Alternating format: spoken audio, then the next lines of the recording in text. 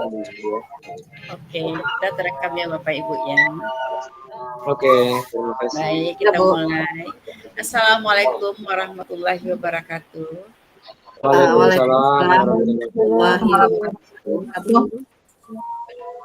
Selalu kita bersyukur kepada Allah Subhanahu wa taala. Atas rahmatnya kita bisa bertemu kali yang kedua, tapi dari kita yang pertama. Atas rahmatnya kita bisa kembali berjumpa Bapak Ibu walaupun belum lengkap, tidak masalah. Semoga sepanjang proses masuk semua termasuk PP kita. Dan selalu kita berkirim salawat ke junjungan kita Nabi Muhammad SAW dengan ucapan Allahumma sholli ala sayyidina Muhammad wa sholli ala sayyidina Muhammad. Ingin Ibu minta bersantun satu ya. Ada ya. Buah mangga, buah tomat. Cakep. Diberi buah besar baru. Cakep. Selamat datang Ibu Bapak hebat. Cakep. Virtual ini kita bertemu. Alhamdulillah. Baik Bapak Ibu. Sepanjang walaupun kita di virtual ya, kita tetap bersilaturahmi. Tetap muka walaupun jangan bisa kita. Alhamdulillah semuanya sudah saya bersama dengan Ibu Ita. Tinggal 3 orang lagi. TP dengan teman kita satu lagi. Ya, Ibu Ita minta maaf lupa nama-namanya. Nah, sekarang supaya hikmahnya kita untuk mulai kegiatan, siapa inisiatif untuk memimpin doa? Ketua. Memimpin doa. Untuk pertama ketua aja, Bu. Ketua lah. Ya, Pak Ketua, silakan Pak Ari. Terima kasih Bu. Bapak Ibu semuanya, sebelum kita mulai kegiatan, agar diberikan kemudahan oleh Yang Maha Kuasa, mari berdoa menurut agama dan kepercayaan masing-masing. Berdoa, mulai.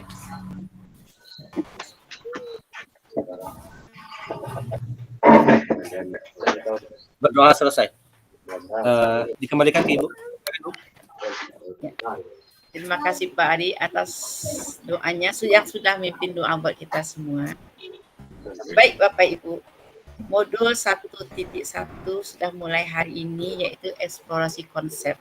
Di mana di sini kita membahas tentang Ki Hajar Dewantara terhadap pendidikan Indonesia saat ini.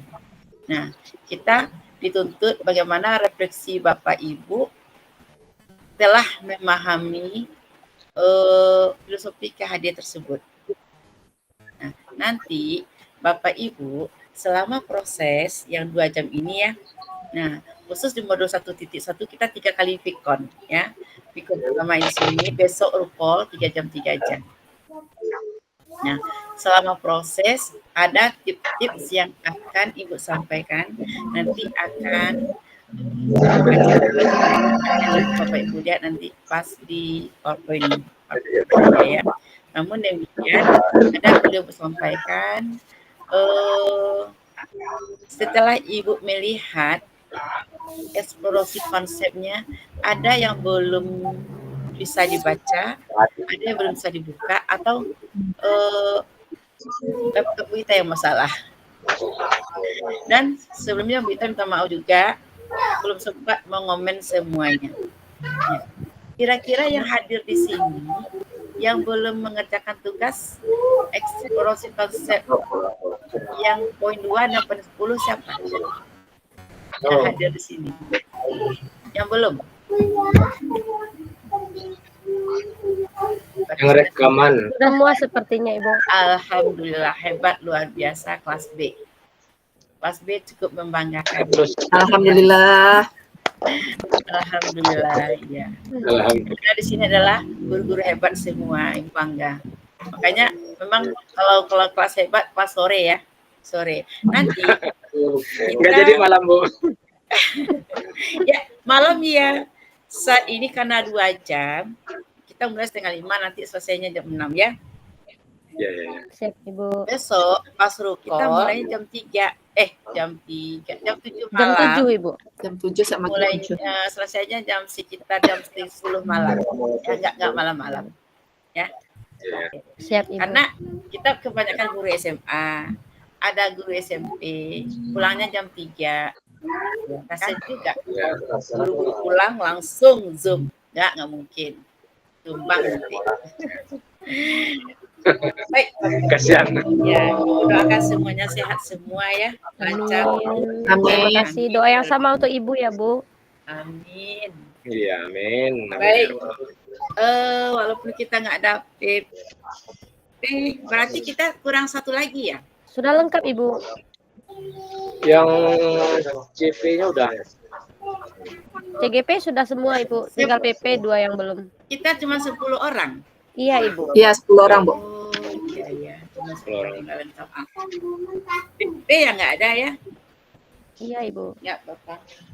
Bisa dibantu tolong kontak PP-nya. Nah, itu PKM Bu. Nah, Itu Bu Mormita Mita udah bergabung PP, Bu. Bu Sri Sri Mita. Ya. Selamat datang Bu Sri. Selamat bergabung. Kayaknya Bu Sri nggak aktif deh. Oke, nggak apa-apa. Baik, Bapak Ibu, ada pesan dan kesan sedikit yang harus kita ceriti ya. Peraturan main kita selama Zoom. Yang pertama, tadi kita melihat luar biasa sekali. Pas masuk, udah ada 8 orang yang hadir. Alhamdulillah, luar biasa ya. Ini pertanda CGP hebat yang siap membawa perubahan. Nah, nggak ada lagi yang sampaikan. Yang kedua, selama kegiatan kita on cam, ya, selama kegiatan on cam, ya. Oh iya, mic-nya nggak aktif, sepertinya bermasalah browsernya. Ya nggak apa-apa Bu Sri. Tapi wajah Bu Sri yang tampak kok. Nggak aktif mic-nya, wajah Bu Sri yang ditampakkan ya. Zaman udah canggih sekarang. Baik, terus kita saling berpendapat, saling aktif, ya, adu komentar diskusi, terus saling membangun. Nah, ini adalah topik pertama kali kita bahas tentang pemikiran KHD terhadap pembelajaran kita sebagai pemimpin pembelajaran, bagaimana pemikiran KHD itu yang kita bawakan dalam sehari-harinya. Oke, Bapak Ibu, kita langsung saja ya. Izin Bu Ita. Kalau perkenalan nanti saat proses ya, saat proses ketika teman-teman tampil, tolong buat mungkin pertemuan 1-2 ini sebutkan nama, sebutkan sekolahnya. Oke. Ya, Bu. Setuju Bapak Ibu? Setuju Bu. Ya, Bu. Setuju, Setuju, Bu. siap. Alhamdulillah. Izin Bu Ita share screen ya. Siap Ibu.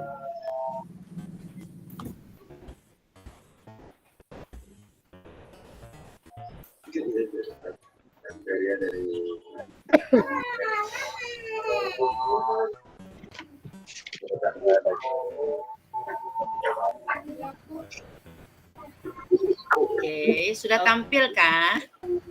Sudah Sudah, Bu. Ibu. Sayang ya, tapi kayak mana tampilnya tuh seperti ini jadinya. Ya, agak kecil Bu. Ya kok kecil. Ini bisa di zoom dikit lagi Bu, yang ini sampainya. Ya.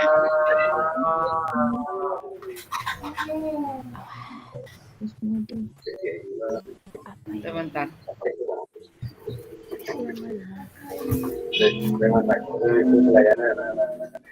Oh, ikut kapunya Bu Yon.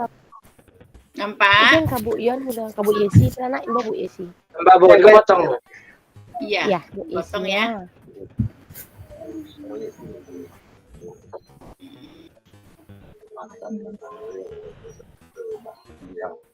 Masih terpotong Ibu.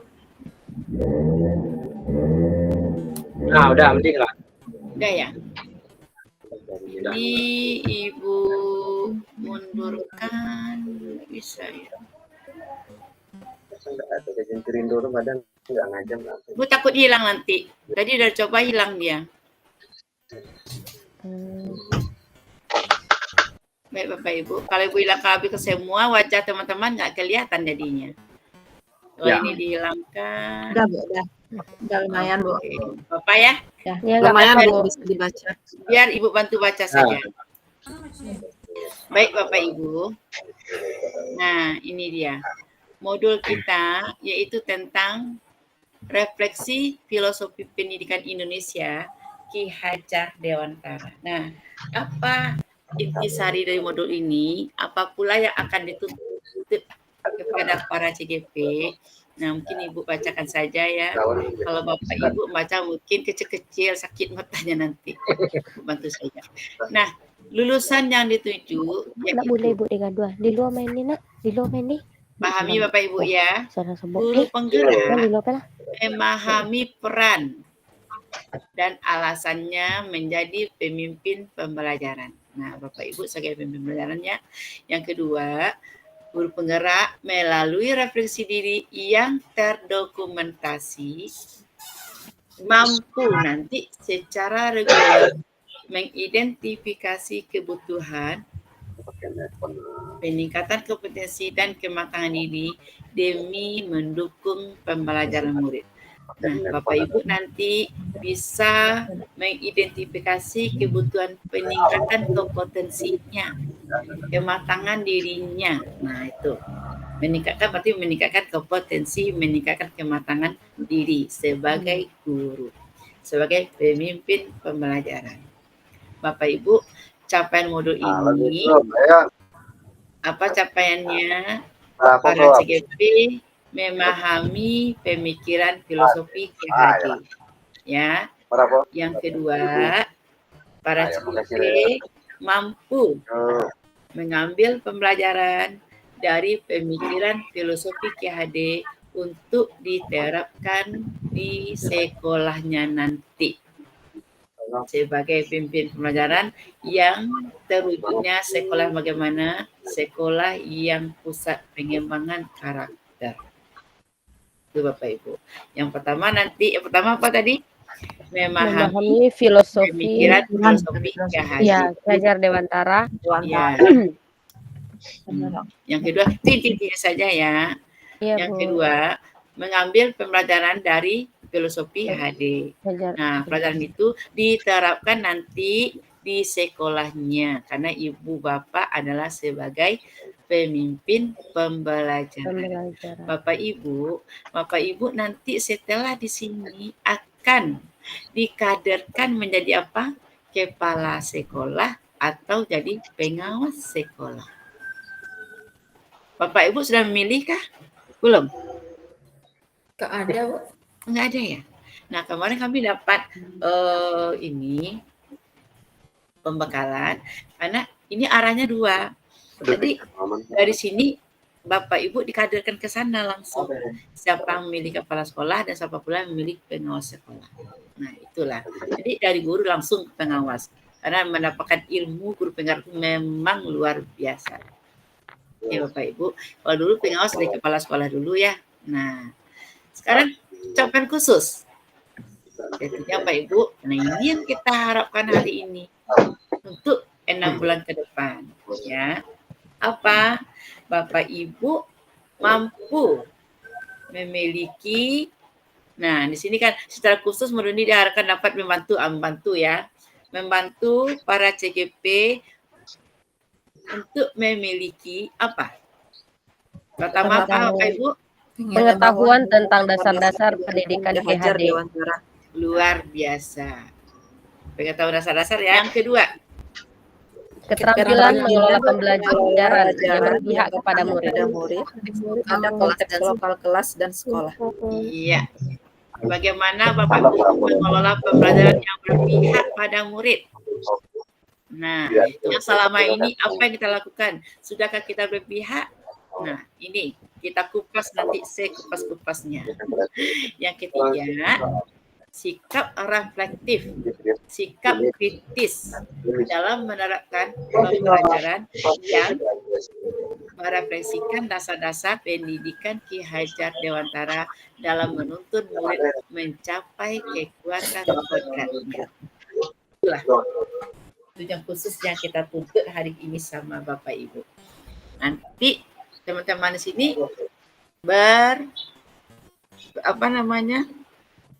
silakan presentasi ya menurut pemikirannya apa selama ini, apa ini yang dilakukan, bagaimana yang KHD itu apakah sudah sesuai dengan kita lakukan selama ini, bagaimana pula yang menghamba para murid itu bagaimana. Nah, silakan Bapak Ibu nanti bersama-sama mengungkapkan isi hati dan pikirannya di forum ini. Nah, ini nanti akan terkupas nanti. Oke, yang ketiga ini Bapak Ibu ya, pembukaan selang langsung. Hanya kita dikasih waktu 25 menit, refleksi kritis 30 menit, dialog, diskusi tanya jawab 20 menit, umpan balik 10 menit, dan penutup 10 menit. Bapak Ibu, pada saat refleksi dapat silakan nanti kita saling menulis ya, saling menulis di padelnya, di padletnya atau di campurnya, atau nggak bisa kalau lebih cepat di kolom chatnya. Terserah nanti ya. Doa bersama sudah kita lakukan, selalu kita berdoa di awal pembelajaran. Bapak Ibu, peserta mampu nanti memberikan perspektif reflektif kritis ya tentang pemikiran filosofi KHD. Nah, bagaimana nanti ya pemikirannya tentang filosofi KHD yang sudah dibaca. Baik, ini sedang berlangsung ya. Fasilitator membuka forum diskusi sudah. Kita CKP saling membuka diri.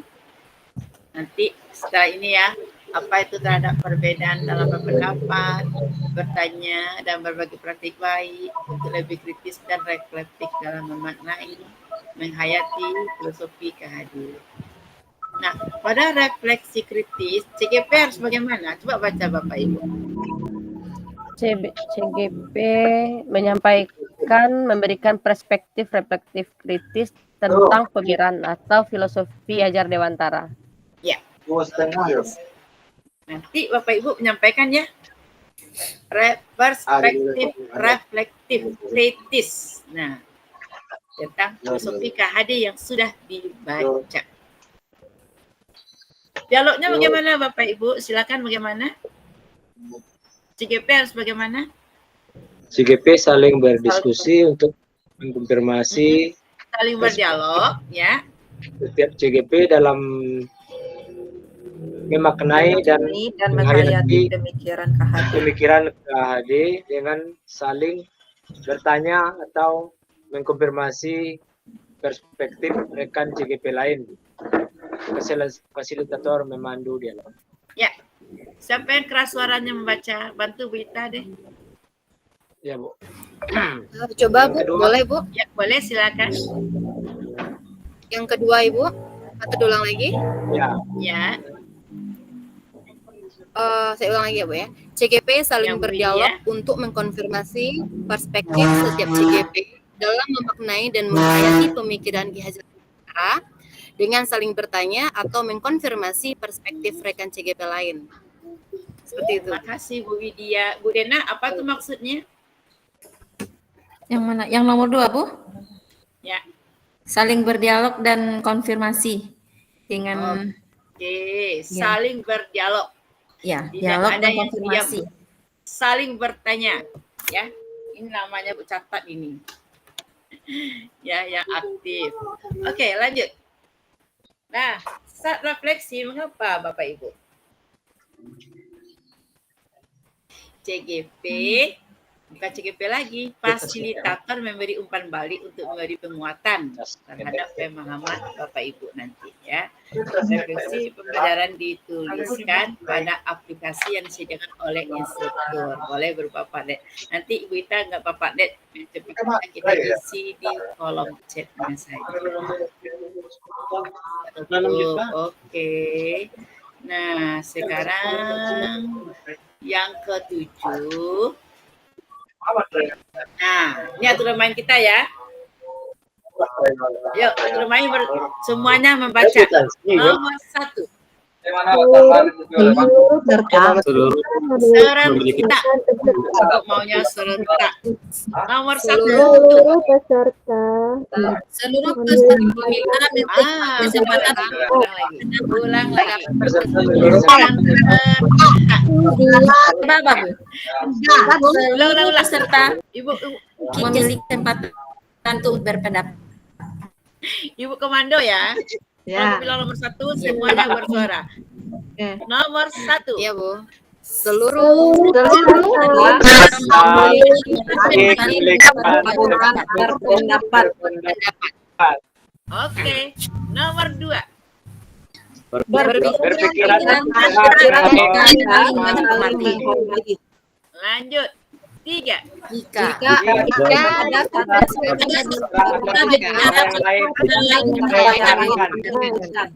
Iya, 4. silakan 5. berpartisipasi pada satu 6. mengikuti Sudah Bapak Ibu gembira hari ini? Sudah, Bu. Alhamdulillah. Nomor 3 belum, Bu. Ya, Maaf Ibu, tadi terlempar. iya. Bisa terlempar Ibu. Iya Ibu. Enggak apa-apa. Lanjut ya. Nah, ini loh yang perlu yang diingat-ingat. Nyalakan kamera, matikan mic. Boleh kalau apa ya, lingkungan duduknya tidak ada yang ribut, silakan nyala aja terus nggak apa-apa. Hadir seutuhnya, hargai waktu bersama. Terus optimalkan kolom chat. Buat catatan, kirim klik rest kalau kita mau bertanya ya. Nah, kalau gangguan teknis itu biasa. Seperti terlempar tadi ya Bu, Ibu ya. Iya Ibu. Oke, lanjut. Nah, ini kita lewati saja. Nah, sekarang, ini Bapak Ibu akan tampil nanti ya. Pertanyaan pemantik ini. Pertama, boleh catat. Di LMS-nya ada ya. Iya Ibu, sudah ada. Nah, nanti silakan tampil berganti-ganti 4 pertanyaan pemantik ini. Apa kata menuntun dalam proses pendidikan anak bagi saya? Nah, bagaimanakah kata menuntun yang saya maknai dalam konteks sosial budaya di daerah saya? Bapak Ibu yang bercerita tuh. Apa pula saya lakukan untuk mewujudkan pendidikan anak yang relevan dengan konteks sosial budaya daerah saya? Nah, tentunya Bapak Ibu memilih budaya-budaya yang ada di daerahnya. Apa yang relevan di sana dengan konteks pemikiran KHD. Itu di sana. Yang ketiga, mengapa pendidikan murid perlu mempertimbangkan kodrat alam, kodrat zaman. Tentunya Bapak Ibu bicara dulu. Kodrat alam itu apa? Kodrat zaman itu apa? Baru kita nyambung. Oke? Yang keempat, apa sih relevansi pemikiran KHD terhadap pendidikan yang berhamba pada anak? Tentunya Bapak Ibu menyebutnya sebagai seorang pendidik. Paham Bapak Ibu? Allah paham Ya, Ibu. insyaallah, Ibu. Allah paham, Bu. Paham. Oke, nanti kita bahas ya. Nah, inilah peta konsep modul refleksi filosofi KHD ya, yang dijabarkan dalam bentuk peta konsep. Kira-kira dalam peta konsep ini siapa nih yang bisa menerangkan? Ada yang mau berbagi kah? Ayo, Bu pengen lihat raise hand-nya ini. Ada yang mau berbagi? Ada yang mau menjelaskan? Ini modulnya nggak ada ya? Ya, Mbak Ari, silakan. Terima kasih, Mbak Ari. Baik, terima kasih atas waktunya, Bu. Sebelum menjelaskan, izin bertanya dulu, Bu. Ini penjelasannya selengkap-lengkapnya atau secukupnya saja sesuai Ya, dengan nggak peta masalah. konsep? Ya, menurut Pak Ari ini gimana sih secara garis besarnya saja? Baik, terima kasih Ibu.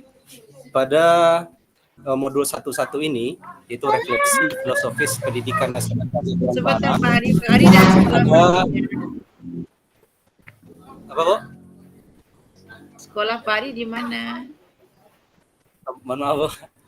Perkenalkan, saya Ari Yolanda, asal SMA Solo Selatan. Pada kesempatan SMA ini saya akan 17. coba SMA 11, Bu. 11 Oke. Selatan. Pada kesempatan ini saya akan coba menjelaskan peta konsep modul 1.1 refleksi filosofis pendidikan nasional Ki Hajar Dewantara. Nah, pada bagian ini ada beberapa hal yang akan kita pelajari. Yang pertama, mulai dari tujuan pembelajaran. Ada 2 hal yang akan kita tuju dari modul ini nanti. Yang pertama, peserta memahami pemikiran Ki Hajar Dewantara mengenai kedua pendidikan. Peserta menganalisis konsep-konsep KHD berdasarkan pengalaman pembelajaran yang dialami para murid. Nah, kemudian potret pendidikan Indonesia sejak zaman kolonial sampai masa kini juga digambarkan dalam modul ini sebagai perbandingan dan pembelajaran bagi kita pendidik hari ini. Kemudian kerangka pemikiran KHD secara sederhana digambarkan menjadi 2 hal di sini. Yang pertama, dasar-dasar pendidikannya, kemudian Robel dan Taman Anak yang dijelaskan oleh Ki Hajar Dewantara. Kemudian dalam modul ini juga dijelaskan bahwa budi pekerti itu merupakan sesuatu hal yang sangat penting ditanamkan kepada anak, di mana budi pekerti itu ialah wujud dari cipta, rasa, karsa, dan karya yang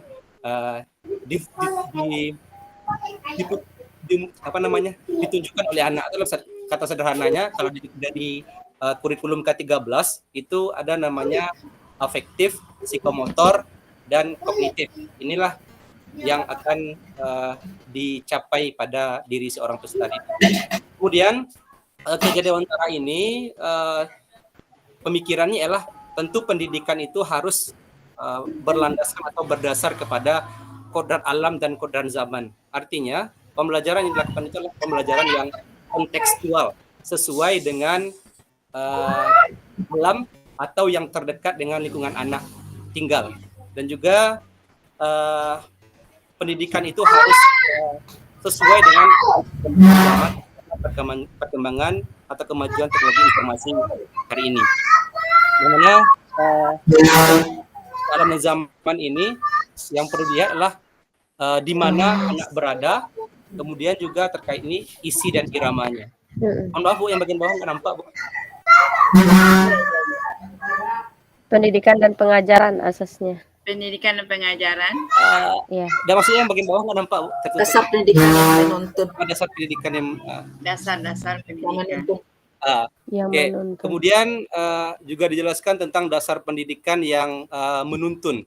Di sini Ki Hajar Dewantara menggambarkan atau menganalogikan bahwa peserta didik atau siswa atau murid itu adalah seperti benih. Benih yang gurunya adalah petani itu.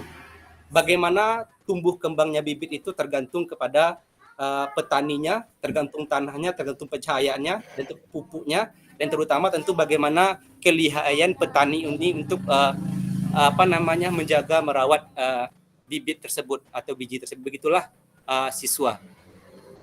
Oke, Kemudian Pak Ari. Stop, Pak Ari. Aduh, dilibas oleh Pak Ari semuanya. Luar biasa. Hebat. Semangat Ketua. Semangat Pak Ketua. Kayaknya nggak perlu belajar lagi deh. Udah dibahas oleh Pak Ari. Oke, baik. Nah, memang itulah intinya ya. Nah, kita mulai itu menganalisis peta konsep modul 1.1 itu tentang apa? Refleksi filosofi pendidikan nasional Ki Hajar Dewantara. Mulai dari itu interpretasi pendidikan KHD sampai itu ke azas pendidikan Ki Hajar Dewantara.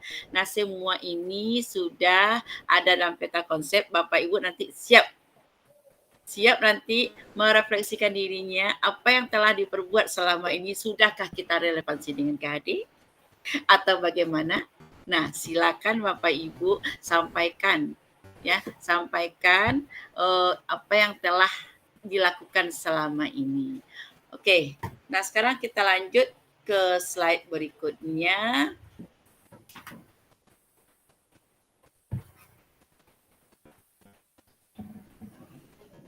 Ini dialog, nanti tanya jawab ya tentang sampaikan Pak Ari tadi.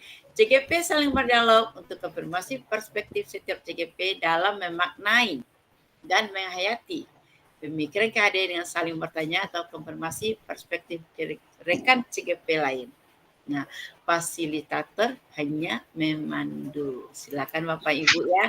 Nah, terus terakhir memberi umpan balik ya fasilitator. 17 penutup.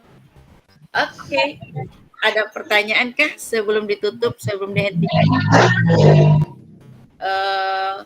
PowerPoint-nya? Pahamkah semua? Apa printer mapagagawa nila? Oke. Ya, Banyak murid na. Iya, kayaknya tidak ada pertanyaan ya. Banyak saya murid oleh bangsa oleh. Oke. Nah, ya Pak Adizen, silakan Pak Adizen. Ada pertanyaan kayaknya. Ya, terima kasih Bu. Assalamualaikum warahmatullahi wabarakatuh. Kedengaran Bu suaranya? Dengar. Ya, jadi berdasarkan penjelasan dari peta konsep tadi yang saya tanyakan di bagian menuntunnya Bu. Ya. Ya, di sini kan menuntun, jadi kita disolahkan sebagai seorang petani. Jadi dalam versi apa saya? Jelas sekali lagi suaranya Pak. Di sini udah Halo. lebat. Oke. Gimana sekarang Bu? Halo? Ya. Ya, bisa. Halo, cek. Bisa Bu?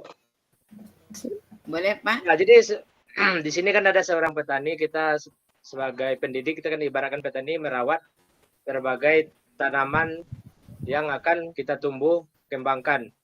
Nah, di sini dalam pemikiran saya tanaman itu kan berbeda-beda, Bu. Misalnya ada padi, ada jagung, ada tebu. Nah, itu proses kita menyikapi tanaman kita itu atau penanganannya akan berbeda dari setiap tumbuhan itu. Nah, begitu juga dengan anak atau peserta didik yang akan kita hadapi dari berbagai latar belakang dan kemampuan intelijensi yang berbeda-beda juga. Nah, di sini mungkin maksud saya di sini dalam kurikulum sekarang minimal 28 siswa satu kelas. Nah, jadi bagaimana kita menyikapi keberagaman anak itu, kita mengelompokkannya secara global dari tindakan yang akan kita ambil tersebut, Bu. Nah, mungkin itu saja untuk saat ini. Terima kasih. Luar biasa pertanyaannya Pak. Iya. Kalau Ibu Ita intisarinya bagaimana kita menuntun, ya, menyikapi, ya, melayani anak didik yang kita berbeda-beda. Begitu ke Pak Adizen? Ya, itu intinya, Bu. Betul. Iya. Menyikapi, melayani anak didik kita yang berbeda. Ayo Pak, Bu Roma sudah angkat tangan nih. Silakan Bu Roma menjawab. Suaranya nggak kedengaran, Rom. Oh iya, nggak dengar suara Pak Radizen ya. Ya. Ibu Roma nggak dengar suara Pak Radizen tadi? Suara Bu Roma juga nggak kedengaran? Iya, tidak kedengaran. Ya, Ibu ulang saja ya Bu Roma ya. Pak Radizen mengatakan anak kita berbeda-beda nih. Nah, pasti penanganannya bagaimana itu terhadap anak didik kita yang bermacam-macam ragam itu. Bagaimana menuntunnya, bagaimana kita tuh melayaninya, sementara mereka dia tuh berbeda-beda, itu unik. Ya, itu barangkali Ya, ya betul. singkat ceritanya. Ya, betul. Oke. Ya, Bu Roma, Masih silakan. belum kedengaran Bu Roma. Belum terdengar Bu Roma. Suaranya belum terdengar. Ganti laptop. Nah, Kayak Bu Roma. saya kemarin. Ganti laptop. Ya kayaknya. Udah pakai HP aja. Kalau pakai HP. Bisa. Rekam nggak Bu kalau pakai HP Ibu? Bisa. Bisa Kehadirannya begitu Ibu? dua perangkat kita pakai. Ada yang lain menjelaskan, membantu selain Bu Roma? Bu Yeni, silakan. Baik Bu, Assalamualaikum warahmatullahi wabarakatuh. Waalaikumsalam. Warahmatullahi wabarakatuh. Baik, saya Sesra Yeni SPD dari SDN 05 Sungai Sungkai Ibu. Dari mana Bu Yeni? Dari SDN 05 Sungai Sungkai Ibu. Oke. Baik. Sesuai dengan pertanyaan yang ditanyakan oleh Pak Radizen tadi, bagaimana cara menuntun peserta didik yang sementara di dalam kelas itu banyak peserta didiknya begitu. Mungkin menurut pendapat saya, hal yang kita adalah kita harus melakukan asesmen diagnostik terlebih dahulu, di mana kita dapat mengetahui kelemahan dan kelebihan dari peserta didik, serta kita dapat mengetahui tentang minat dan bakat yang mereka miliki. Nanti kita kelompokkan mereka melalui pembelajaran berdiferensiasi sesuai dengan minat dan bakat, sesuai dengan kemampuan dan juga sesuai dengan gaya belajar yang mereka miliki. Makanya dari itu sebagai seorang pendidik kita harus memahami anak didik kita yang harus kita ajar begitu. Ibarat orang mengatakan bahwasanya tak kenal makanya tak sayang, makanya kita kenal dulu peserta didik kita dalami dulu bagaimana tentang baik itu latar belakangnya, baik itu kemampuannya, sosial ekonominya begitu. Kadang di dalam pembelajaran itu juga merupakan sesuatu yang berpengaruh begitu, Pak. Jadi nanti setelah kita melaksanakan pembelajaran berdiferensiasi, setelah kita mengetahui gaya belajarnya, kita mengetahui kemampuannya, kita kelompokkan dia berdasarkan gaya belajar tersebut. Dengan itu kita sebagai pendidik juga dapat menuntun peserta didik sesuai dengan kebutuhan mereka, dengan tidak meninggalkan bahwasanya pendidikan itu harus berpihak kepada murid. Itu makanya kita sebagai seorang guru harus mengenali kodrat alam dan kodrat zaman dari peserta didik itu sendiri. Karena orang katakan setiap orang ada zamannya, setiap zaman itu ada orangnya. Cara kita mendidik anak yang lahir pada tahun yang mengecap pendidikan pada tahun 1990 itu tidak bisa kita samakan dengan anak yang memiliki pendidikan atau belajar di tahun 2024 karena itu memiliki zaman yang berbeda. Begitu juga dengan alamnya begitu. Demikian Ibu, Bapak Radizen. Luar biasa sekali. Terima kasih Bu Ya, Yeni. sangat terinspirasi. Ya. Terima kasih juga. Sangat terinspirasi. Ibu menangkap dua makna tadi ya. Tes diagnostik dengan kenali anak didik kita. Luar biasa. Nih dua poin itu panjang penjabaran memang betul ya. Tes diagnostik itu dah kita menganalisa ya, menganalisis bakat, minat, kompetensi anak didik kita, dan kedua mengenali siapa dia. Luar biasa. Ada tambahan? Nah, ini secara tak langsung kata pertanyaan pemantik kata menuntun. Iya. Pertanyaan nyambung sekali. Pemantik tentang menuntun, yang menuntun itu bagaimana? Oke, sebelum kita masuk ke menuntun, Ibu Ita pengen tahu nih, kan teman-teman sudah baca tuh modulnya, yang kodrat alam, kodrat zaman, terus yang menuntun itu kata-kata yang identik dengan bahasa-bahasa kita. Apa sih maksudnya? Kodrat alam dan kodrat zaman tadi itu, tadi Ibu Sesra sudah nyinggung tadi ya. Mungkin lebih dalamnya lagi bisa nanti kita jabarkan pada pemandu kedua. Oke? Nah, sekarang kita pengen tahu siapa bisa kasih contoh kita mendidik anak, kita memberikan anak itu, membimbing anak itu sesuai dengan kodrat zamannya, ya. Bukan dulu, jangan zaman alamnya dulu, sesuai dengan kodrat alamnya. Itu contohnya yang bagaimana? Siapa bisa? Ya, Pak Ari, Pak Ali lagi. Jangan deh. Gantian dong, nanti nggak Duluan, kesempatan yang lain. keduluan terus sama Sudah ketua ada Pak mah. Cikri sama Bu Ita, ada 3 orang nih, Pak Ari, Pak Radisen, baik bertanya maupun menjawab sama nilainya, sama aktifnya. Mbak Ibu PP kita sudah masuk kah? Ibu PP kita Bu Sri 1, siapa lagi? Bu Yunasri tidak ada Ibu sepertinya. Ya, Ibu? Belum ya? Belum, Bu. Belum. Oke. Kita berdoa ya Bapak Ibu ya. Semoga Ibu PP kita masuk satu lagi. Siapa namanya? Ibu Sri sudah 1. Siapa lagi satu lagi? Ibu Yunas Sundari, Ibu. Yunas Sudarmi, Bu saya. Oh iya. Yunas Sudarmi, ya. Panggilan Oh, iya, beliau? iya. Bu Yunas. Pak Bu Yunas, Benar. Bu Yunas. Oh iya. Yun. Yunas Oh. ya. Yunas. Yun sembarang siapa? Oh, maaf Ibu. Iya, maaf Ibu Fadi. Ibu Sri Marmita udah masuk. Iya, ini untuk Ibu Yunas, beliau memang sering kesulitan sinyal karena beliau ada jauh, jadi memang sering susah untuk mengikuti Jimin ini. Begitu Ibu. Di sebelahnya Pak Ari itu, sebelah Ibu Sesra juga Iya. rumahnya. Biasanya kalau aku Wah, itu benar, Pak. sampai cari sinyal ke bukit-bukit kata beliau begitu Bu. Ya, Mungkin kita sekarang kurang sekejauhan. persiapan mungkin. Ya, Kurang kasihan Ibu persiapan. Yunasnya ya. Iya. Ya, Ibu maunya bisa membimbing para alumni di sini begitu. Kalau ada kendala, tapi hari ini enggak. Iya. Kayaknya enggak ya. Mungkin sekarang karena kurang persiapan, mungkin belum tahu waktunya harus masuk kali Bu. Kalau tahu beliau cari tempat yang ada sinyal biasanya. Iya, semoga demikian besok. Baik, Iya Bu. Ibu siapa tadi yang raisen? Ibu Anita Yolanda ya, Esi.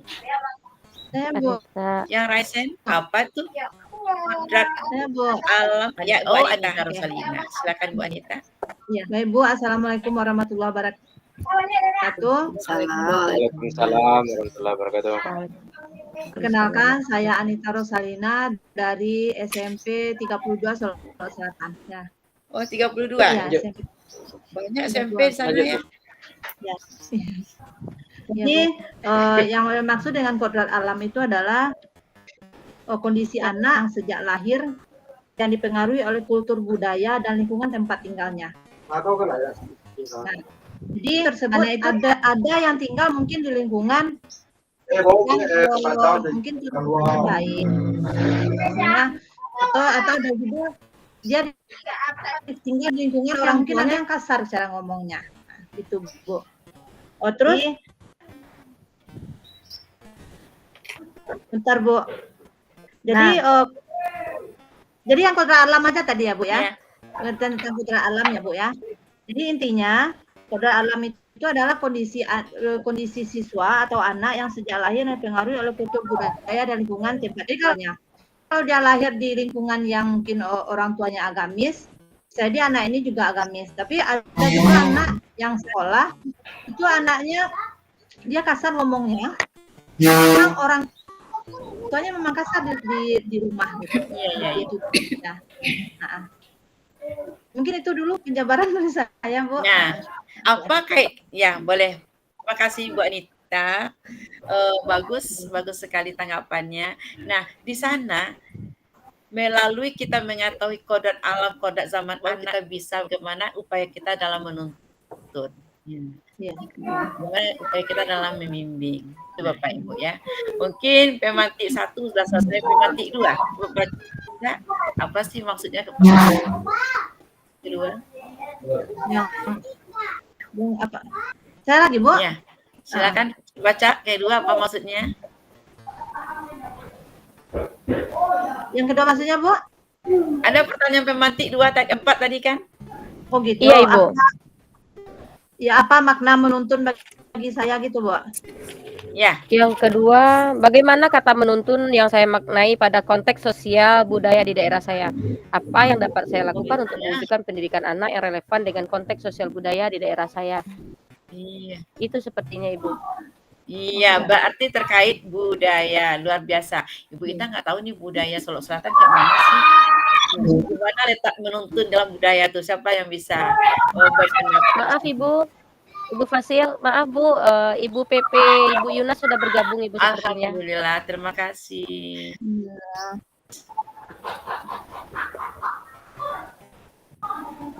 Bu Yunas, selamat datang. Assalamualaikum, selamat datang Bu. Waalaikumsalam. Maaf Bu, tadi Gimana Bu Yunas? Gak dapat mobil tadi ya? Oke, Bu Yunas, alhamdulillah Bu Yunas sudah bergabung sama kita bersama ya. Semoga ke depannya tidak ada kendala lagi. Selatan kayaknya sinyalnya bermasalah. Tapi nggak apa-apa, semuanya bisa. Walaupun bermasalah, kita tetap bisa ikon ya. Oke, siapa bisa berpendapat? Kaitkan kata-kata menuntun dengan budaya Bapak Ibu. Di mana letak apa ya? Budaya yang dikembangkan, budaya yang sudah ada. Di sana ada tersirat menuntun terhadap anak-anak di sana, anak dididik. Ayo, apa contohnya? Siapa bisa? Bu Roma sepertinya Bukan bisa itu budayanya, mic-nya. Bu, Assalamualaikum. Bisa mic-nya Bu? Waalaikumsalam. Bisa. Oh bisa, alhamdulillah. Ya. Dari tadi pengen berkomentar tapi nggak bisa Bu. Kenapa Bu Roma nggak bisa? Apa masalahnya tadi? Nggak tahu juga Bu. Tadi diutak-atik aja mikrofonnya dicoba setel-setel gitu Bu. Oh iya, alhamdulillah. Bagus kok suaranya. Alhamdulillah. Ya, nggak khawatir nggak ada masuk nilainya. Ya Bu Putri. Boleh. Siapa Bu Putri?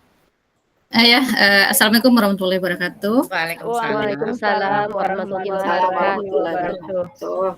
Perkenalkan, nama saya Putri Lestari. Saya berasal dari UPT SDN 06 Pekan Selasa, Solo Selatan. SDN berapa Ibu? 06 Pekan Selasa. 06 ya? Iya, 06 Pekan Selasa. Ya, Bu Putri, silakan.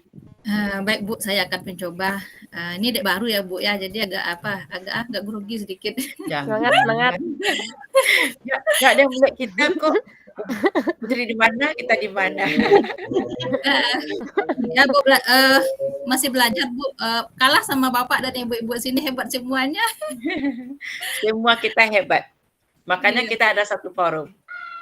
Kalau nggak hebat, nggak mungkin satu forum kita ya. Oke Bu Putri, silakan.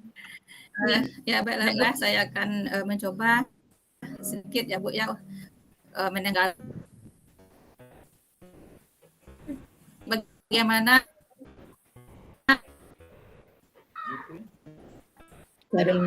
kata menuntun saya maknai dalam konteks sosial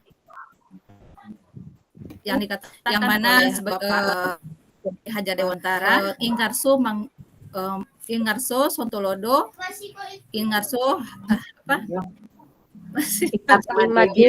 Mangunkarso. Mangkukarso dan Huri Handayani. Nah, yang mana kita di depan sebagai teladan, di tengah sebagai penyemangat dan di belakang sebagai pendorong. Nah, untuk menuntun tersebut, tentunya kita sebagai seorang guru ya kita dulu yang menuntun itu Bu. Kita dulu yang memberikan contoh yang baik kepada murid-murid kita. Contohnya, seorang yang mendidik muridnya harus menunjukkan contoh yang baik ketika berbicara. Jadi kalau kita sebagai seorang guru, ya kita harus baik dalam berbicara pada murid-murid kita. Santun dalam berbicara kita. Siswa. Kemudian dalam menyampaikan materi kita juga seperti itu. sampaikan materi dengan lemah lembut, dengan Ibu Sesali ini tadi menyebutkan bahwa anak itu unik, anak itu berbeda. Di lokal itu berbeda kan Bu ya karakternya. Jadi kita harus mengenali. Nah, jadi kita harus lembut kepada anak beda lingkungan, anak itu yang perkembangannya. Jadi kita harus mengenali anak tersebut dengan cara lemah lembut. Kemudian kita harus bersosialisasi dengan anak itu dengan baik, kemudian bertoleransi dengan anak itu Iya. dengan baik. Kemudian kita juga menghargailah anak terlebih dulu. Nah, setelah kita tanamkan seperti itu dari diri kita seorang guru, baru kita bisa berbicara tentang menuntun konteks sosial budaya di daerah. Jadi setelah budaya maksudnya ya Bu ya, jadi kita kan harus di sini budayanya kalau ketemu dengan guru salam. Kemudian sapa guru seperti itu ya Bu ya. Kemudian pas masuk lokal salaman dulu.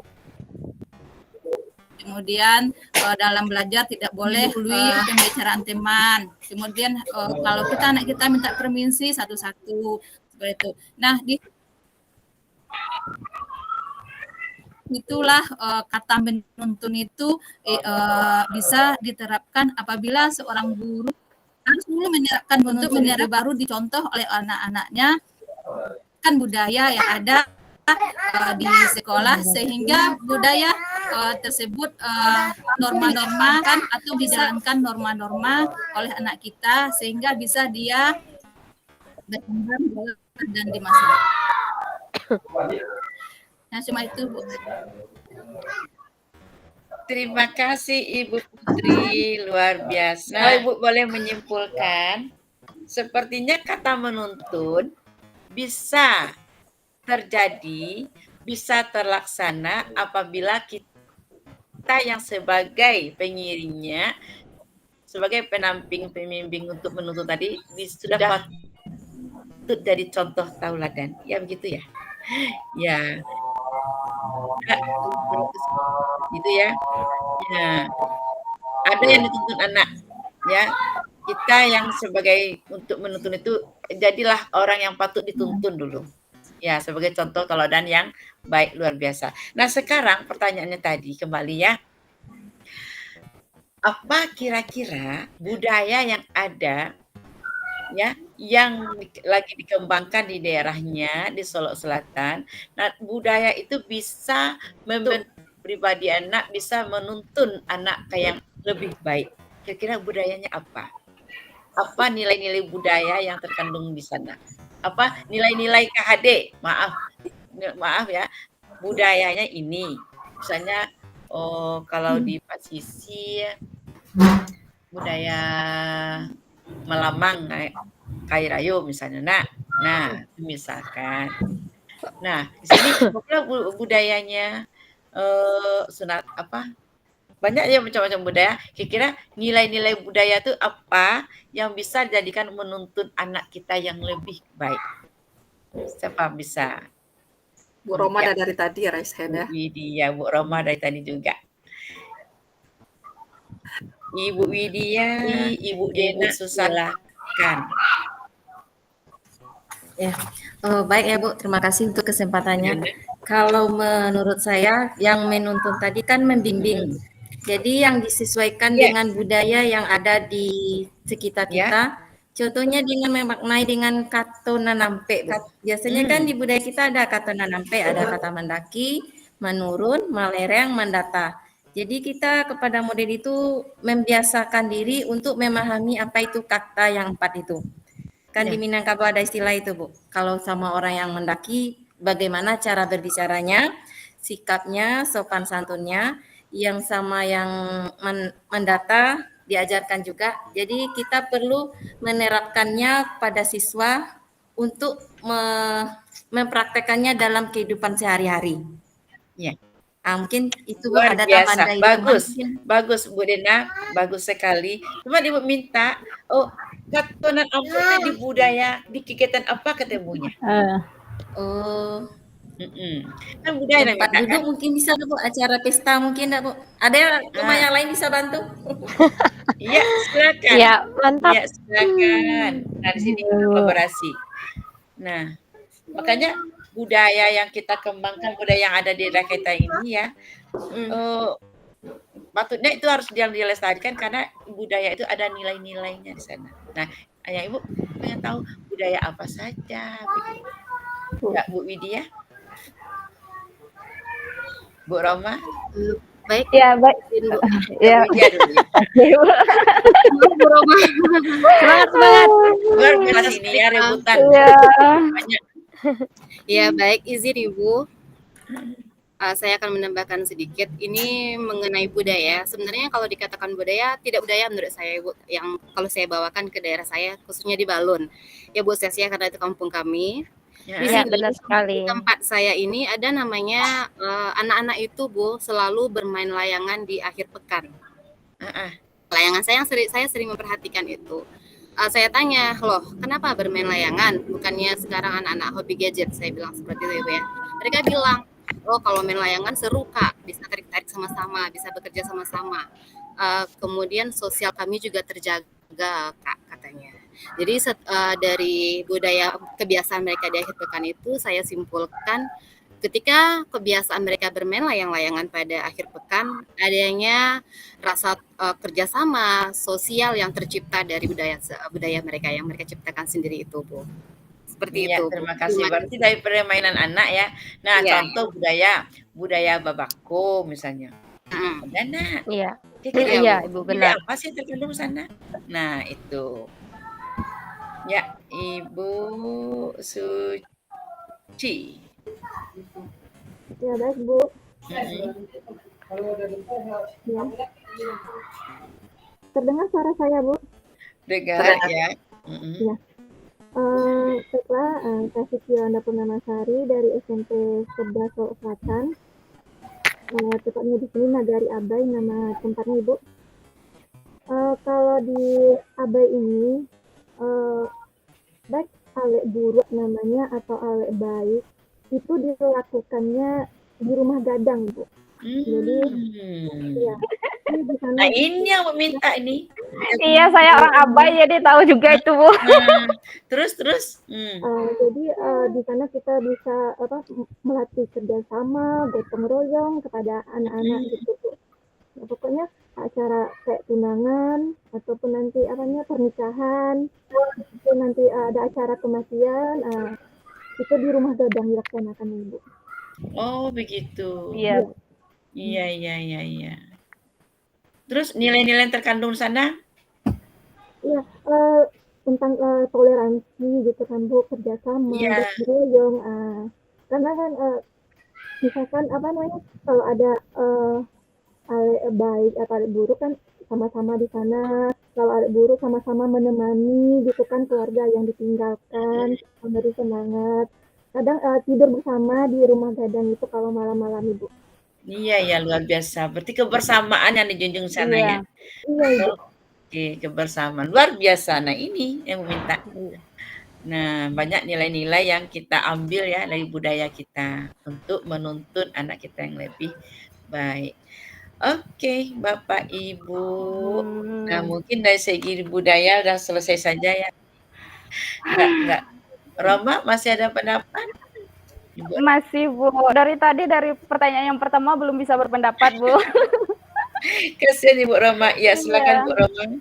Baik, Assalamualaikum warahmatullahi wabarakatuh. Waalaikumsalam warahmatullahi wabarakatuh. Bismillahirrahmanirrahim. Rabbi shrah li sadri wa yassir li amri wahlul 'uqdatam min lisani yafqahu qauli. Baiklah, Bapak dan Ibu CGP, hari ini saya perkenalkan Roma Yeni, asal dari Solok Selatan, tepatnya dari daerah Abai. Saat ini bertugas di SDN 10 Belanti di Solok Selatan, tepatnya di Pekan Selasa, Kecamatan Pauduo. Adapun apa itu nama daerah ya? Nama Nagari, Bu. Nagari dari Kecamatan Sangir Batanghari, kecamatannya Nagarinya Abai. Jadi selain mempertegas dari apa yang sudah disampaikan oleh Ibu Suci Yolanda tadi, saya juga ingin menyampaikan ada budaya lain yang sangat anjung-anjungkan di Solok Selatan gitu. Seperti halnya bahkan dimonumenkan Ibu di salah satu taman, tepatnya di RTH Muara Labuh, yaitu Tungku Tigo Sajarangan. Di mana di sini kita kenal Tungku Tigo Sajarangan itu adalah Nenek Mama, alim ulama, cadik pandai. Di mana dalam hal ini di daerah Solok Selatan masih berfungsi dengan sangat baik, yang mana Nenek Mama, alim ulama, dan cadik pandai memang berfungsi untuk menuntun. Seperti Nenek Mama, anak di pangku kemenakan dibimbing, masih sangat berlaku di sini gitu. Kemudian tentang alim ulama, saling mengingatkan, memberikan arahan, memberikan tausiah, memberikan masukan-masukan yang baik kepada warganya. Tidak hanya misalnya ketika di khutbah Jumat, namun juga ketika mengunjungi rumah kemenakan sebagai selain berfungsi sebagai nenek mama, juga berfungsi sebagai menempatkan dirinya sebagai alim ulama dengan memberikan nasihat-nasihat kepada anak kemenakannya. Kemudian cadik pandai. Cadik pandai di sini berfungsi di Solok Selatan ketika ada orang-orang Minang atau perantau-perantau Minang yang sukses di luar. Jadi saat sekali-sekali pulang kampung akan berkunjung ke rumah tetangga, ke rumah keluarga. Kemudian tidak hanya orang-orang yang di kampung ketika tahu orang sukses dari rantau pulang, maka akan datang pula mengunjungi gitu. Nanti akan bertukar pikiran, bercerita tentang kiat-kiat menjadi orang sukses, sehingga termotivasi untuk menjadi orang sukses. Jadi semuanya berfungsi saya rasa di sini Bu, sehingga dimonumenkanlah di RTH Muara Labuh. Kemudian tepat sekali untuk daerah Abai tadi, memang benar yang sangat terasa di sana adalah keakraban, gotong royong. Bahkan nggak ada hal misalnya kematian tanpa dipanggil, satu kampung itu berkumpul untuk mengunjungi orang yang meninggal gitu, dengan membawa apa-apa yang bisa membantu keluarga yang meninggal.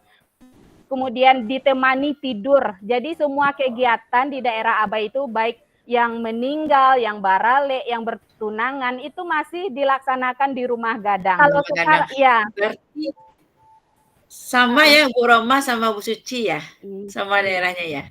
Iya. Jadi di rumah gadang di sini masih sangat berfungsi Bu, tidak hanya sebagai monumen saja, tidak. Kalau di daerah kotanya, di daerah Muara Labuh atau Padang Aro mungkin rumah gadang hanya sebatas istilahnya pajangan gitu, tidak terlalu difungsikan. Kalau di daerah Abai itu masih difungsikan, apapun kegiatan semuanya dilaksanakan di rumah gadang. Kemudian untuk kegiatan-kegiatan barale dan segala macamnya, kita tidak perlu membayar untuk membayar orang untuk mengerjakan pekerjaan, misalnya mencuci piring, masak-masak. Kalau di daerah yang sudah kota mungkin cuci piring pun dibayar sekian sehari. Untuk masak ada pula bayaran tukang masak. Tapi kalau di daerah Abai, mereka akan datang dengan sendirinya membantu pekerjaan sampai selesai gitu. Nah itulah yang sangat saya rasakan di daerah saya, khususnya daerah Abai, yang mana toleransi, kolaborasi masih terjalin dengan baik gitu Bu. Masih adatnya masih kuat, dan adat yang kuat itu membentuk pribadi-pribadi yang memiliki rasa simpati kepada saudara-saudaranya gitu. Ketika ada musibah cepat datang gitu, cepat memberikan motivasi gitu. Luar biasa sekali. Berarti ini istilah kata ya, Tungku Sajarangan. Nah, kira-kira Tungku Sajarangan ini adanya setiap kegiatan ya, setiap kegiatan budaya. Iya Bu. Oh iya. Setiap kegiatan selalu dipanggil Bu. Misalnya ada acara barale, bahkan turun mandi anak pun mereka dipanggil gitu. Nanti ada orang yang datang di rumah, andeh bapak namanya kalau di daerah kami. Itulah yang memanggil mama gitu untuk datang menghadiri acara. Kemudian tempatnya pun dikhususkan gitu. Jadi tempat duduk dalam suatu rumah gadang tuh sudah ada gitu. Misalnya nenek mama di atas tingkah, ditinggikan letaknya gitu. Tempat duduk ditinggikan. Kemudian yang bagian orang andeh bapak atau para suami itu di bagian tepi kamar gitu. Kalau yang bagian tamunya di tepi yang arah jendela gitu. Jadi sudah ada pembagian posisi. Dan hal tersebut dipahami sampai ke generasi-generasi yang kecil sekarang gitu. Karena mereka datang diajak oleh orang tua untuk ikut kegiatan-kegiatan apapun yang dilaksanakan di rumah gadang. Luar biasa. Nah, ini yang perlu kita ketahui sebagai seorang pemimpin pembelajaran yang mana harus melestarikan budaya-budaya yang bisa menuntut anak didik kita yang berkarakter. Nah, ini Bapak Ibu ya. Nah, adakah nilai-nilai filosofi KHD di sini? Ada, Bu. Seperti yang sudah saya sampaikan tadi. Semuanya ada. Nah, ini sangat luar biasa. Kemudian ya. pendidikan nilai seni budaya ada juga, Bu. Seperti ketika ada momen Barale, jadi ada edisi berbalas pantun, Bu. Pakai mic, nanti kita berbalas pantun, pantunnya dipakai nada, pakai irama gitu, Bu. Iya. Jadi ada seninya juga dibina di sana gitu. Seorang pemimpin pelajaran, seorang guru harus mengetahui ini. Dan masukkan ini ke program P5-nya. Ada nggak seperti itu?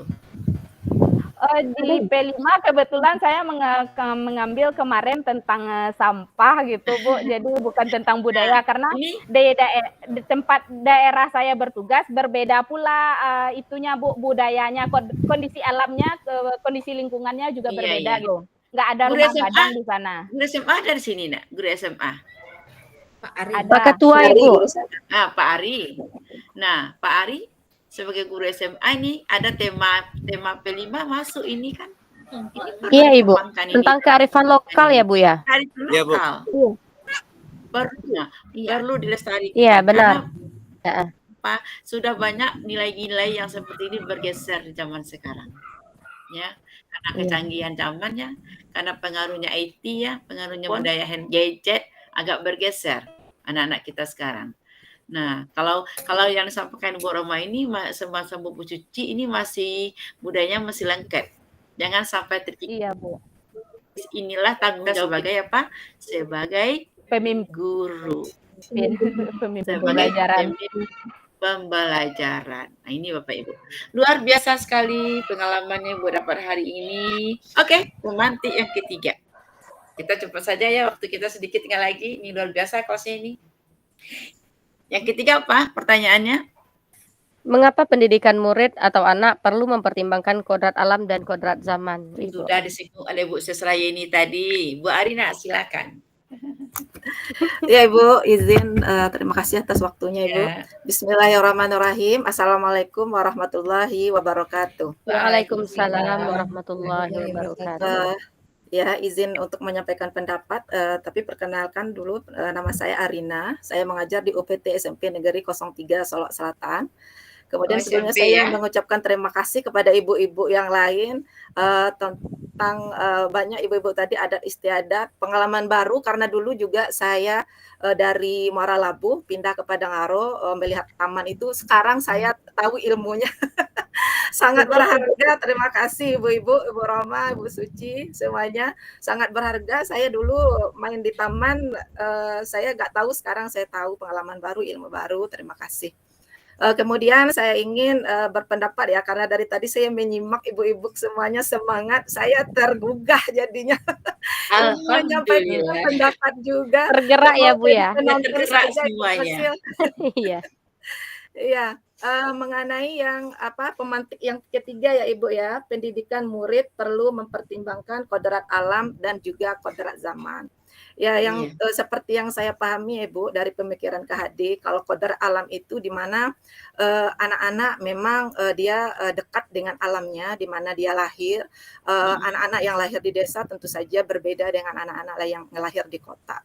Jadi guru yang mengajar itu harus mengetahui bahwa di mana anak itu dekat, ya memang kita harus di dalam pembelajaran ikut supaya dia merasa bahwa ada manfaatnya belajar dengan kita. Misalnya seperti di Padangaro ini mayoritas orang tuanya petani, memang kita sebutkan di dalam pembelajaran itu contohnya pertanian misalnya atau penambang emas. Jadi mereka merasa dekat dan pembelajaran itu saya rasa untuk sepanjang hayat gitu. Jadi mereka merasa bermanfaat dalam hidupnya. Itu kodrat alamnya Ibu. Jadi kita tidak bisa pisahkan proses pembelajaran dengan alam di mana dia lahir, dia sudah tinggal, sudah berbaur, hidup di lingkungan tempat tinggalnya. Jadi kita harus melihat itu. Walaupun saya, Ibu, saya nggak asli Padangaroh, saya nggak asli Solok Selatan, saya dari Kerinci, Ibu. Dari 2010, alhamdulillah lulus di Solok Selatan. Kemudian tentang kodrat zaman ya, sebagai guru kita harus terbuka terhadap teknologi. Karena apa? Anak-anak muda, generasi Z sekarang ini sangat melek dengan teknologi. Jangan sampai gurunya yang ketinggalan, jadi ilmunya nanti yang didapat oleh anak terkesan tempo dulu gitu. Jadi tidak menarik. Nah itu. Iya, tidak menarik jadinya Ibu. Jadi memang untuk menggait generasi Z ini memang harus berhubungan dengan teknologi. Saya juga banyak belajar dengan rekan-rekan saya di sekolah. Kalau udah lihat bikin bahan ajar yang sudah baru seperti misalnya bikin work wall, quizzes, saya juga nggak mau ketinggalan Ibu. Karena anak-anak kalau hal yang baru, walaupun materi pelajarannya masih sama yang kemarin, disajikan dengan hal baru, rasanya semangat dan motivasi juga baru. Kita juga memiliki semangat yang baru dalam proses pembelajaran, dan memang sebagai guru juga terbuka untuk belajar dengan murid Ibu, karena ada murid yang lebih canggih lagi taunya. Seperti kita waktu saya kemarin kelas 9 ada praktek, kemudian setelah praktek itu memang dikirimkan tugasnya melalui video Ibu. Jadi saya lihat videonya bagus-bagus. Saya belum bisa belajar, belum tahu seperti ini. Saya nggak merasa tidak malu juga untuk bertanya, karena anak-anak sama anak saya juga belajar Ibu. Bikin video-video yang dalam time waktu yang singkat tapi bisa menarik perhatian. Jadi saya berharap juga bisa menarik perhatian siswa dan motivasinya sehingga pembelajaran terus berlangsung secara menarik. Seperti itu Bu pendapat saya. Terima kasih Bu. Terima kasih Bu Arina, panjang lebar penjabarannya ya. Iya, itulah kodrat alam dan kodrat zaman. Siapa yang ingin menambahkan? Masih ada? Ya. Ibu sampaikan sedikit, betul ya. Kodrat, makanya anak yang kita didik kita harus tahu latar belakangnya. Itu intinya ya, kodrat alamnya. Bisakah kita samakan anak yang di pegunungan dengan anak yang di kota? Tidak, Ibu. Tidak. Nah, pastinya cara menuntunnya beda. Kodrat alamnya apa lagi? Oh, sama kayak kita anak itu kita tuntun sesuai, ibarat seorang petani tadi, siapa ya? Oh, Pak Ayolanda. Apa maksudnya sebagai seorang petani menuntun anak? Kita kalau bercocok tanam, kalau kita menanam padi, harapan kita apa? Tumbuhnya padi. Tumbuhnya padi dengan subur begitu Ibu. Ya. Bisa kita itu memastikan tumbuhnya padi? Memastikan tidak Bu, tapi kita menuntun. Tapi kita berusaha untuk merawatnya, memupuknya, memelihara dari tanaman itu sendiri. Apa yang dibutuhkan oleh tanaman padi gitu. Misalnya kalau pupuk urea tepatnya untuk tanaman padi atau bukan gitu. Kemudian racun belalangnya gitu Bu. Berarti di sini kita sebagai guru kita hanya mengupayakan. Mau tumbuhnya nanti itu terserah, tuh Allah yang menentukannya. Jadi kalau kita ketika menanam padi, kita yakin kita hanya bisa mengusahakan gimana padi itu tumbuh subur. Tentunya kita tahu padi ini tumbuhnya di mana, atau sawahnya yang banyak air kah, atau di kebun kah padinya itu. Kalau sekiranya di kebun, apa yang kita lakukan? Kalau sudah kebanyakan air, apa pula yang kita usahakan? Nah, kalau dia kurang subur, apa pula pupuknya? Nah, itulah yang kodrat alam. Bimbingan, pendampingan, tuntunan kepada anak sesuai dengan kodratnya. Jangan kita menyamaratakan anak sesuai dengan lingkungannya. Begitu juga disampaikan Ibu Arina tadi, sesuai dengan zamannya. Zaman gadget sekarang, zaman canggih sekarang, kok ngajar kita masih memegang buku paket. Buku cetak. Kok ngajarnya masih nyata CBSA. tulis. Catat buku sampai habis, Bu. CBSA. Nah, itu. Kok masih menerangkan dari A sampai Z? Sekarang yang dituntut anak itu apa? Pembimbingan karakter. Kalau ilmu sudah ada di internet, di Google, di Drive, di ChatGPT, yang namanya AI sekarang kan. Nah, apalagi zaman sekarang. Kalau anak tidak menarik dengan kita, nggak suka dengan kita belajar, dia berontak, dia keluar. Nah, makanya di yang sampaikan Bu Adina tadi, Bu setuju. Jadilah kita guru yang produktif, guru yang adaptif, guru yang kreatif, siap membuat media-media pembelajaran yang membuat anak kita bersemangat belajar. Itu. Jadi zaman dulu tidak bisa samakan zaman sekarang. Coba Bapak Ibu ya.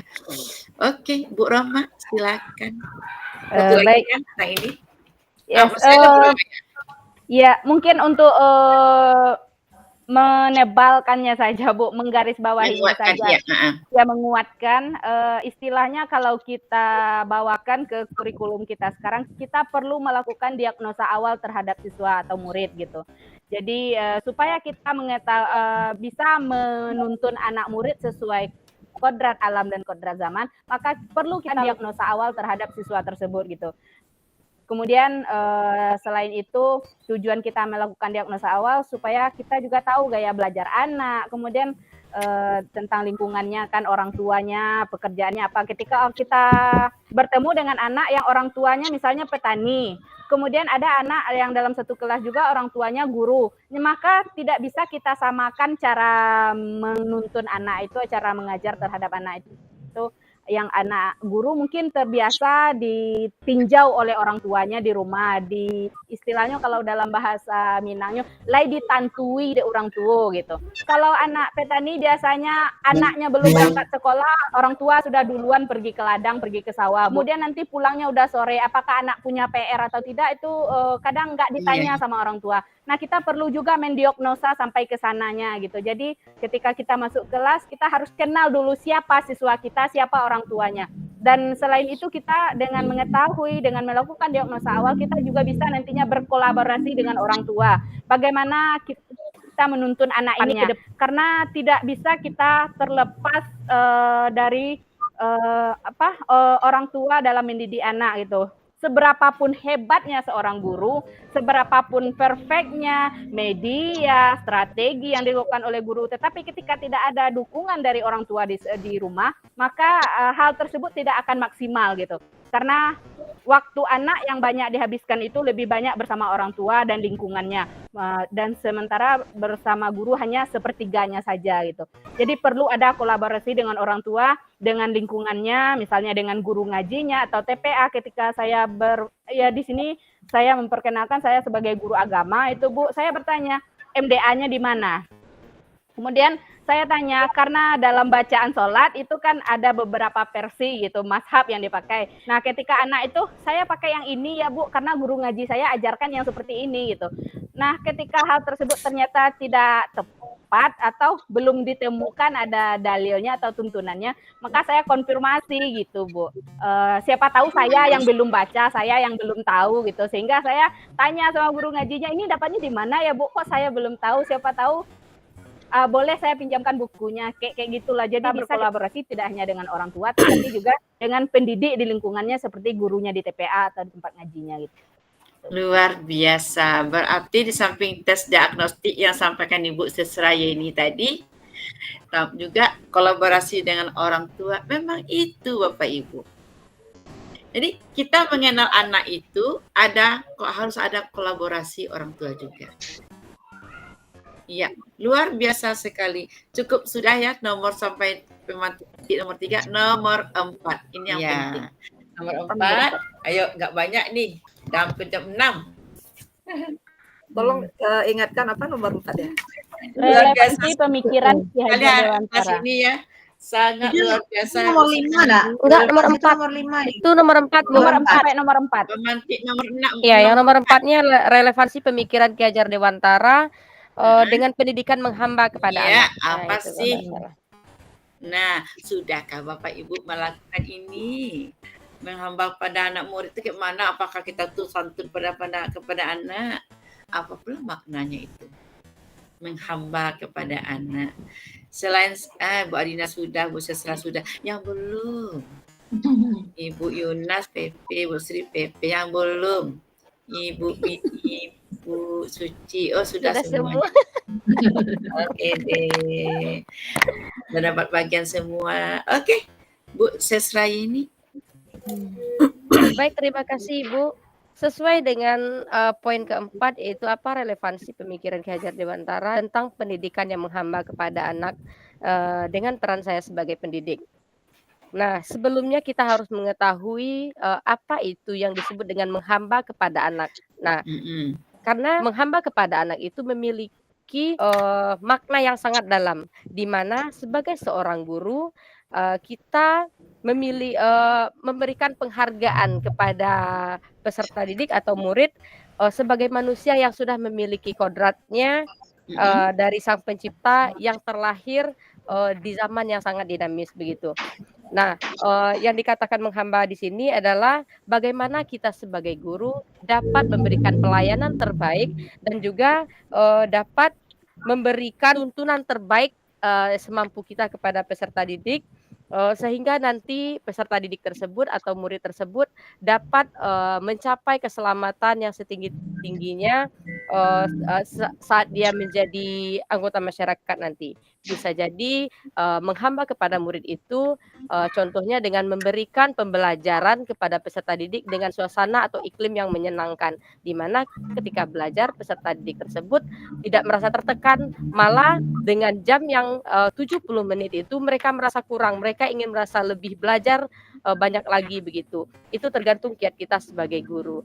Dan juga yang dikatakan menghamba kepada murid yaitu bagaimana kita memberikan kebebasan berpikir kepada peserta didik yang tidak terlepas dari konteks nilai-nilai dan profil pelajar Pancasila. Begitu Ibu. Terima kasih Ibu Sesra Yeni. Ada yang menambahkan sedikit lagi yang tinggal. Ada yang tinggal sedikit lagi. Yang bagaimana? Ada yang nambahkan? Ya, Ibu Roma. Ya baik.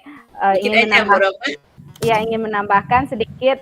Yang menghambakan itu artinya kita sebagai seorang hamba itu mengabdikan diri gitu Bu, menyadari apa yang dibutuhkan gitu oleh itu kita. Luar biasa. Berarti apa Bapak Ibu? Berikanlah sesuatu pada anak kita sesuai dengan kebutuhannya. Ya. Tuh, itu Mbak, jangan kebutuhan kita. Ya, Bu. Ayo, selama ini belajar menuntut apa menuntut?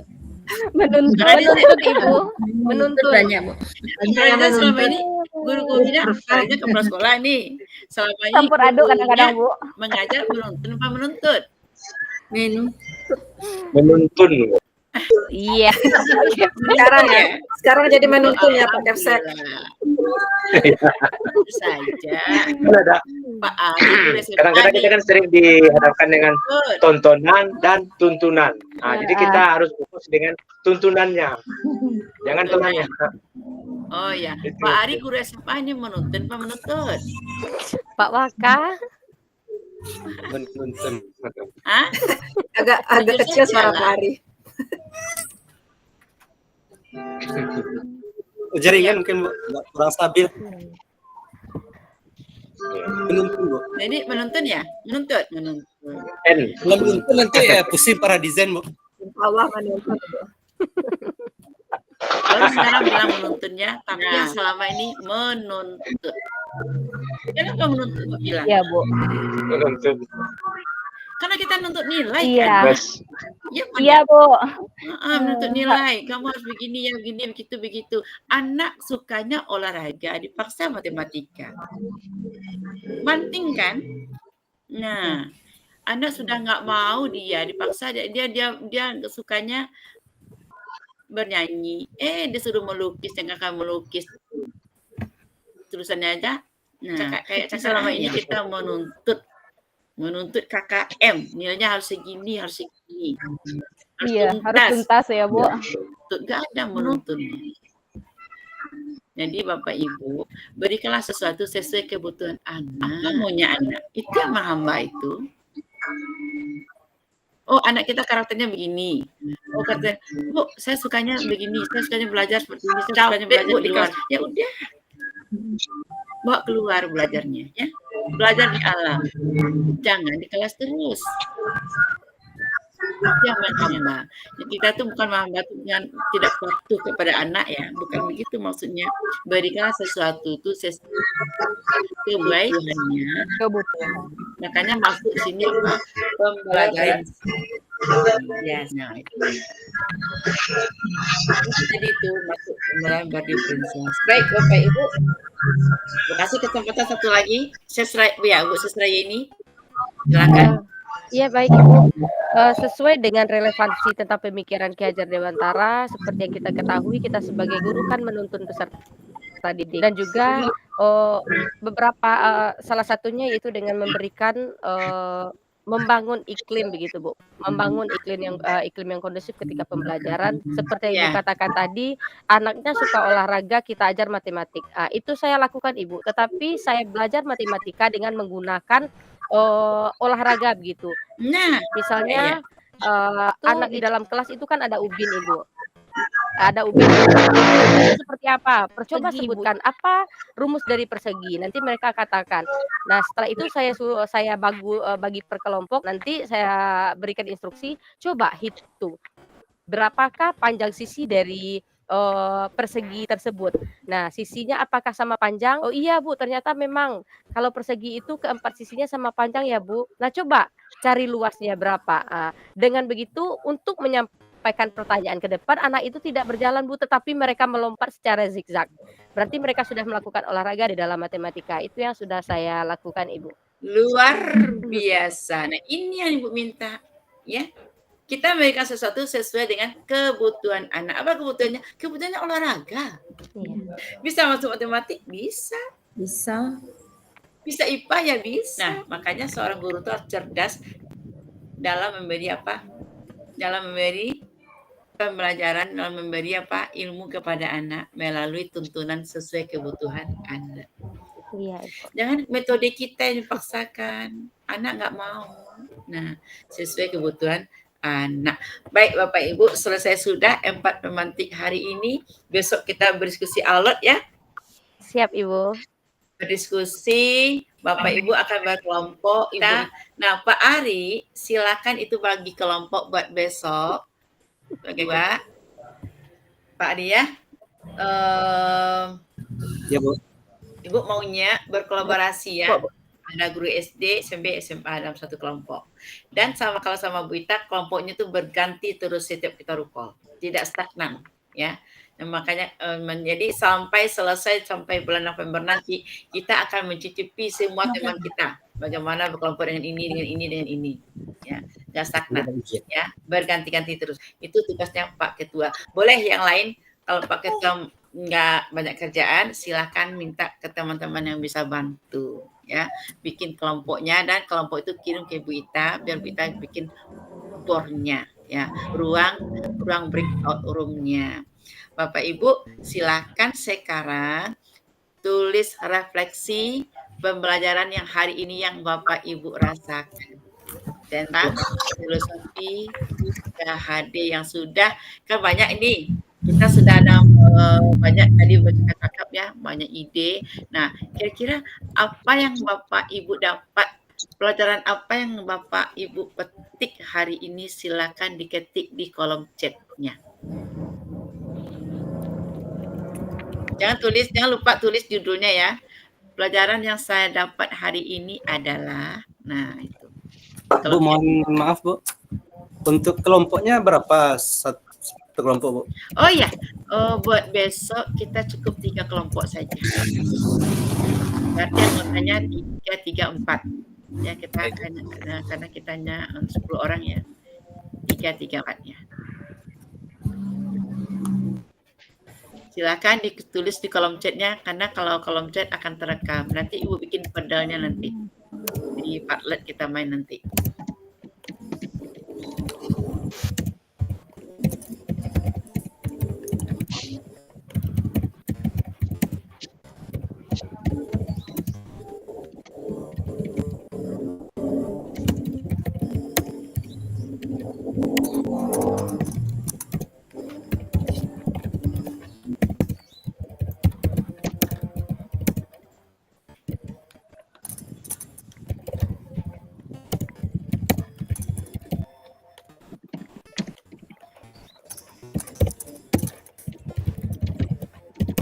Jangan, kalau kita ingin nulis di kolom chat jangan langsung diinter ya, tulis saja, tulis ya. Kalau diinter jangan putus-putus nanti.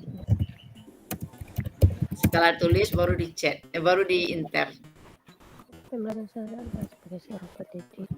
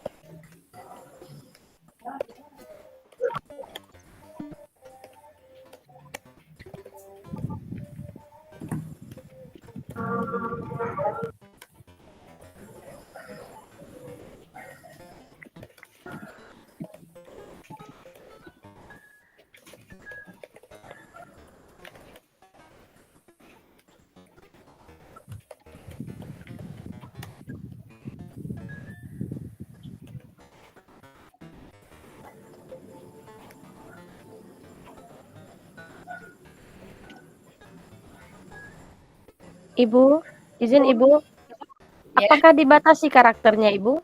enggak dibatasi. Ini tidak mau diketik lagi. Oh iya. Kayaknya iya Bu, sesra punya saya nggak mau lagi. Oh iya. Ya, Bener ya Bu ya? nggak mau lagi Bu Fasil. Oh iya, enggak bisa. Karakternya segitu saja udah dikirim Ya. Bu Fasil, Bu Sesra. Oh iya.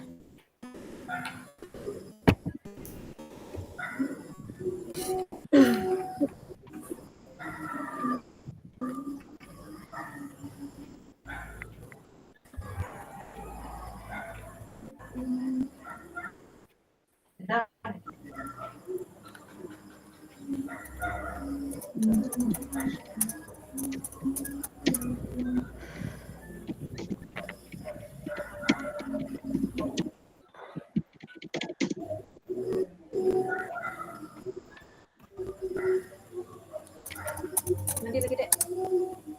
Berarti terpotong ini kalimatnya Bu jadinya. Simpulkan saja. Oh gitu. Nanti kan ibu bukan baca itu nanti.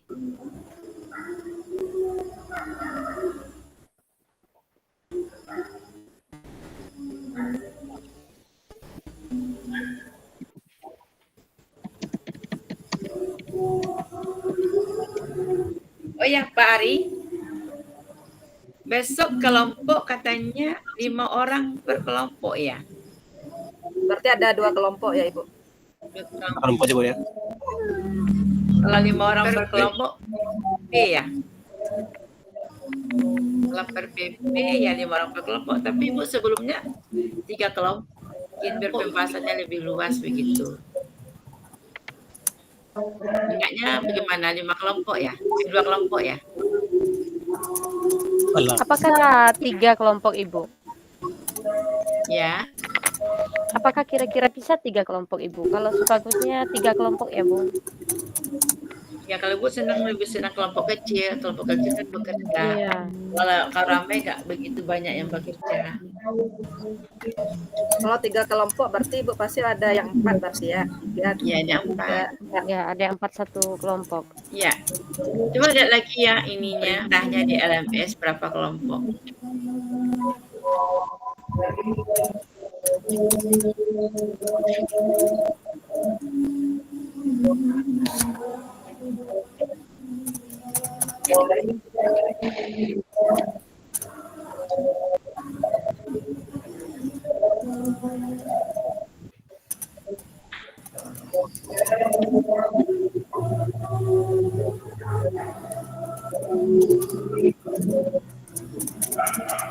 Oh iya Ibu, Anda bekerja dalam kelompok terdiri dari 5 orang. Iya. Iya Ibu, iya. 5 berarti kita 2 kelompok, berarti per PP ya Bu? Ya per PP aja ya. Bentuknya.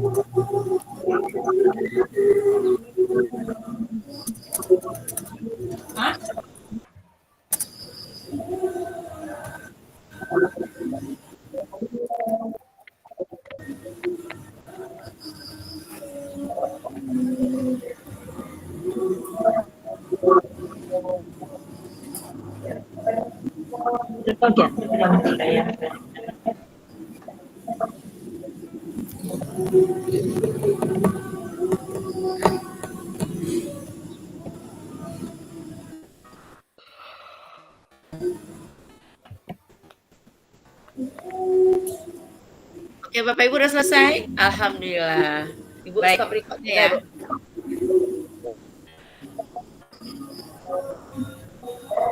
Baik Bapak Ibu, terima kasih banyak buat hari ini.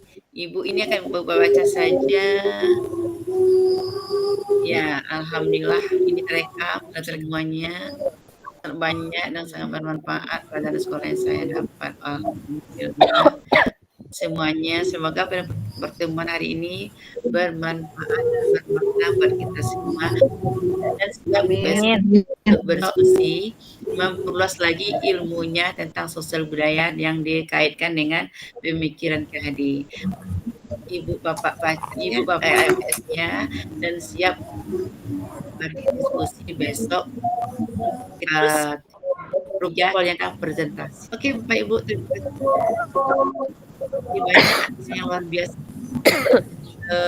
Banyak maaf Ibu sudahi saja. Assalamualaikum warahmatullahi wabarakatuh. Waalaikumsalam warahmatullahi wabarakatuh.